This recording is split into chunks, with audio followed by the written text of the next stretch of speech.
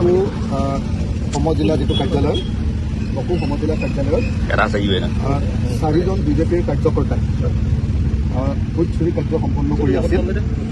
তেওঁলোকে বকো সমজিলা কাৰ্যালয়ত কামৰূপ জিলাৰ বকো সমজিলা কাৰ্যালয়ত খুব গোপনে কাৰ্যালয়ৰ ভিতৰত সোমাই কাৰ্যালয়ৰ দুৱাৰ খুলি কাৰ্যালয়ৰ ভিতৰত সোমাই বকো সমজিলা অৰ্থাৎ এটা ডিচিৰ অফিচত সোমাই তেওঁলোকে ডিচি অফিচৰ কম্পিউটাৰ খুলি অবৈধভাৱে বিজেপিৰ কাৰ্যকৰ্তাসকলে নেতাসকলে ভোট চুৰি কাৰ্য সম্পন্ন কৰি আছিল। সেই কথাটো স্থানীয় মানুহে গম পায়। স্থানীয় মানুহে আমাক খবৰ দিছিলে আৰু সাংবাদিকসকলকো খবৰ দিছিলে। সাংবাদিকসকলে যেতিয়া গৈছিলে ঠিক 8:20 ৰাতি 8:20 22 জানুৱাৰী তাৰিখৰ দিনা সাংবাদিকসকলে গৈ ভিতৰত দেখিছিলে যে 4জন মানুহে ভোট চুৰি কাৰ্য সমাপন কৰি আছিলে। তেওঁলোক হ'ল প্ৰহ্লাদ বিশ্বাস, তেওঁ general secretary south Kamrup district BJP আৰু তেখেত নিজে চমৰীয়া ব্লকৰ জিলা পৰিষদৰ সদস্য। দ্বিতীয়তে Shri Mrinmoy Boro, secretary south Kamrup district BJP. তৃতীয়তে Budheswar Rabha, general secretary south Kamrup district ST Morcha BJP. আৰু চতুৰ্থতে মৃদুল তালুকদাৰ হ'ল ৰাজু মেছ নামৰ যিজন এইবাৰ বকো অঞ্চলৰ যিজন প্ৰাৰ্থিত প্ৰত্যাশী, সেই ৰাজু মেছ নামৰ নন্দিনী গেছ এজেঞ্চিৰ মালিকৰ তেওঁ কম্পিউটাৰ কাম কৰা মানুহ। আৰু তেওঁ হ'ল ৰাজু মেছ হ'ল ভাইচ প্ৰেছিডেণ্ট ST মৰ্চা আছাম প্ৰদেশ বিজেপি। গতিকে এই 4জনে কি কৰিছিলে, তেওঁলোকে ভোট চুৰি কাৰ্য সমাপন কৰি আছিলে। তেওঁলোকে অফিচৰ কম্পিউটাৰটো খুলিছিলে, খুলি লৈ সেইটো কেনেকৈ পাছৱৰ্ড পাইছিলে তেওঁলোকে জানে। তাৰপিছত এই যিটো ভোটাৰ তালিকাৰ সংশোধনীৰ যিটো কাম ফৰ্ম 7ৰ কামটো তেওঁলোকে কৰি থকা আমি ভিডিঅ'ত প্ৰত্যক্ষ কৰিছোঁ। ফৰ্ম 7ৰ কামটো কম্পিউটাৰত কৰি আছিলে আৰু বহুত প্ৰিণ্ট আউট উলিয়াই ফৰ্ম 7ৰ প্ৰিণ্ট আউট উলিয়াই হাতেৰে কামবিলাক কৰি থকা আমি দেখিবলৈ পাইছোঁ। আমাৰ যিটো ভিজুৱেল ইয়াত দাখিল কৰিছোঁ, 3টা ভিজুৱেল দাখিল কৰিছোঁ, সেই 3টা ভিজুৱেলত এই গোটেই কাহিনীবিলাক একদম জল পটপট হৈ আছে। সেইকাৰণে এই 4জন মানুহ প্ৰহ্লাদ বিশ্বাস, মৃন্ময় বড়ো, বুদ্ধেশ্বৰ ৰাভা আৰু মৃদুল তালুকদাৰ, এই 4জন আৰু লগতে এই গোটেই কাৰবাৰটোত সহায় কৰি দিছে বকো উপজিলা যিজন আয়ুক্ত প্ৰিয়াংশু ভৰদ্বাজ আৰু কামৰূপ জিলাৰ গ্ৰাম্যৰ যিজন ৰুৰেল বুলি নকয় আৰু কামৰূপ জিলা বুলিয়ে কয়, কামৰূপ জিলাৰ যিজন আয়ুক্ত দেৱকুমাৰ মিশ্ৰ, তেওঁৰ ওপৰতো এই এজাহাৰ দাখিল কৰা হৈছে।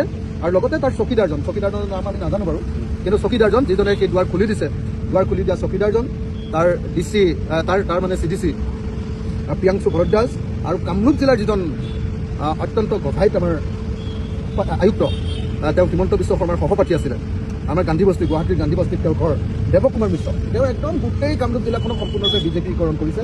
আৰু তেওঁৰ নিৰ্দেশত, তেওঁৰ সহযোগ নোহোৱাকৈ এইটো কাম কেতিয়াও বকো জিলাত সম্ভৱ নহয়। সেইকাৰণে আমি এই 7জন মানুহৰ বিৰুদ্ধে এই এজাহাৰ দাখিল কৰিছোঁ। আৰু এজাহাৰ দাখিল কৰিছোঁ চুৰি গোচৰত ছেকশ্যন 303 BNS 2023, তাৰপাছত আমি ফৰ্জাৰী ছেকশ্যন 336 BNS 2023, তাৰপাছত ক্ৰিমিনেল ট্ৰেছপাছ ছেকশ্যন 329 BNS 2023 আৰু forge document or electronic record and using it as a genuine section 340 BNS 2023। এই 4টা ছেকশ্যন মই আকৌ কৈ দিছোঁ। BNSৰ ছেকশ্যন 303, ছেকশ্যন 336, ছেকশ্যন 329 আৰু ছেকশ্যন 340, এই 4টা ছেকশ্যনত আমি 7জন মানুহৰ বিৰুদ্ধে আজি গোচৰ তৰিছোঁ। ইতিমধ্যে যোৰহাট থানাত আমি ইতিমধ্যে গোচৰ তৰিছোঁ। তেওঁলোকে আমাক ইয়াত ৰিচিভ কৰি দিছে, কেছটো আমাক ৰিচিভ কৰি দিছে। তেওঁলোকে কেছটো ৰেজিষ্টাৰ কৰিব আৰু আমাক গোটেই কথাখিনি জনাম বুলি কৈছে। ইতিমধ্যে ইয়াৰ যিজন ছেকেণ্ড অফিচাৰ দাসে সেইটো ৰিচিভ কৰি দিছে আৰু ৰিচিভ কৰি দি এখন অতি সোনকালে ৰেজিষ্টাৰ কৰিবৰ কাৰণে আমি অনুৰোধ জনাইছোঁ। আমি আশা কৰোঁ যে বিজেপি দলে এতিয়া গোটেই দেশৰ গণতন্ত্ৰ ধ্বংস কৰিবৰ কাৰণে, গোটেই দেশখনক ধ্বংস কৰি দিবৰ কাৰণে তেওঁলোকে যি জাতিধ্বংসী কাম কৰিছে, ইয়াৰ বিৰুদ্ধে প্ৰশাসনে কঠোৰ ব্যৱস্থা গ্ৰহণ কৰিব। ইতিমধ্যে মই গৌৰৱ গগৈ ডাঙৰীয়াৰ লগত কথা পাতিছোঁ, লুৰিণজ্যোতি গগৈ ডাঙৰীয়াৰ লগত কথা পাতিছোঁ। আটাইবিলাক বিৰোধী দলে আমি ঐক্যবদ্ধভাৱে বোধহয় কাইলৈৰ পৰা একশ্যন আৰম্ভ কৰিম। আজিৰ ভিতৰত অলপ সময়ৰ পাছত আমি কনফাৰ্ম কৰি ল'ম আমি কি কাৰ্যসূচী গ্ৰহণ কৰিম। আপোনালোকে সকলোৱে জানে যে 4 জানুৱাৰী তাৰিখৰ দিনা মই নিজে ধৰা পেলাইছিলোঁ বিজেপিৰ এজন MLAৰ ফোনত। তেওঁলোকে ভিডিঅ' কনফাৰেঞ্চ কৰি থাকোঁতে মই নিজে চাইছিলোঁ যে দিলীপ শইকীয়াই মন্ত্ৰী অশোক সিংঘালক 60টা বিধানসভা সমষ্টিৰ ভোটাৰ তালিকা বদলাই দিবৰ কাৰণে দায়িত্ব অৰ্পণ কৰিছোঁ বুলি কৈছে। আৰু সেই কামটো অশোক সিংঘালে গোপনে কৰি থকা বুলি তাত ভিডিঅ' কনফাৰেঞ্চত মই শুনিবলৈ পাইছিলোঁ। তদুপৰি বাকী সমষ্টিবিলাকতো অতি সোনকালে তেওঁ গোটেই যাতে এই 2 নম্বৰী ভোটাৰ তালিকা বনাব পাৰে, কাৰোবাৰ নাম কৰ্তন আৰু কাৰোবাৰ নাম নতুনকৈ অন্তৰ্ভুক্তিৰ কাৰণে তেওঁ নিৰ্দেশ জাৰি কৰা আমি দেখিবলৈ পাইছিলোঁ সেই ভিডিঅ'টোত। আৰু তাৰে প্ৰতিফলন ঘটাই এতিয়া সমগ্ৰ ৰাজ্যজুৰি কি কৰিছে, কিছুমান অবৈধ মানুহে, কিছুমান ভুৱা মানুহে, কাৰোবাৰ বুঢ়া বুঢ়ী মানুহবিলাক, কালি মই নকছাৰী গৈছিলোঁ মৰিয়নিত ঘূৰি পাওঁতে তাতে ক'লে এখন গাঁৱৰ 231জন মানুহৰ বিৰুদ্ধে কমপ্লেইন কৰিছে। আৰু 231জন মানুহৰ বিৰুদ্ধে কমপ্লেইন কোনে কৰিছে, যি দুজন কমপ্লেইনেণ্ট, যিজন আপত্তিকাৰী তেওঁলোক দুজন, এগৰাকী মহিলা তেওঁ একেবাৰে মৃতপ্ৰায় অৱস্থা, আৰু এজন পুৰুষ একেবাৰে গাঁৱৰ ভিতৰৰ আদিবাসী মানুহ, তেওঁ এই বিষয়ে একোৱে নাজানে।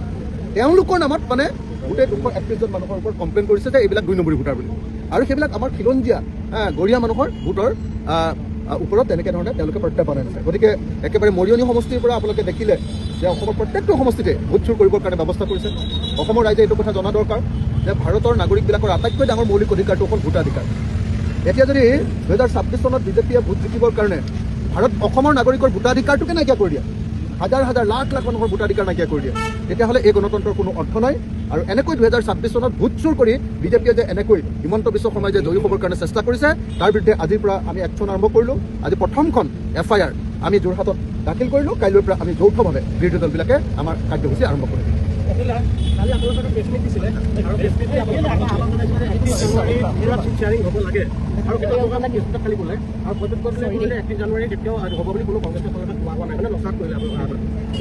মানে মই একচুৱেলি বাৰু প্ৰদ্যুৎ গগৈলৈ কি কৈছে সেইটো কথা মই নাজানো।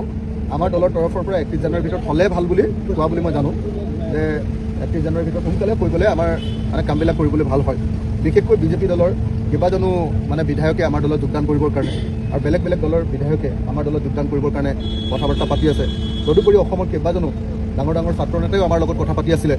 কিন্তু আমি যিহেতু ছিটবিলাক কনফাৰ্ম কৰি দিব পৰা নাই, ছিটবিলাক কনফাৰ্ম কৰি